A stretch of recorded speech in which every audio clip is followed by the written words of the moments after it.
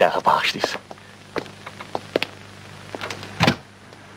Bilirsiniz yoldaş Zeynalov, gecəmiz yox, gündüzümüz yox. Axı belə olmaz axı. Bir dənə sınıq Salxaz Zaporoj evimin yanından keçəndə evimin divarları titrəsir. Axı belə olmaz yoldaş Zeynalov, xahiş edirəm. Hələ mən utanıram sizə deməyə, hələ utanıram çoxsun deyə bilmirəm. Dünəndi yoldaşlardan kimsə arağı içib, boş butulkanı getirib atıb mənim evimin damına. Evdə də lambuçka zamkan eləyib. Axı qaydası belə deyil. Atılır yani. Hələ mən tez iki demirəm, yoldaş Zeynalov, tez iki. Arvadındır.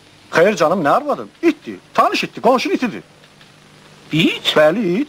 İtin bu işə nə daxlı var? Daxlı var yoldaş Zeynalov. Bağışlayın, utanıram sizə də deməyə. Həmən o qonşunun iti divarı o tərəfində. Ayağını balaca qaldı. Ayağı salaşaq ayıbdır. O məsələni eləyəndə, divarın bu tərəfində mənim evim nəm olur? Bəli.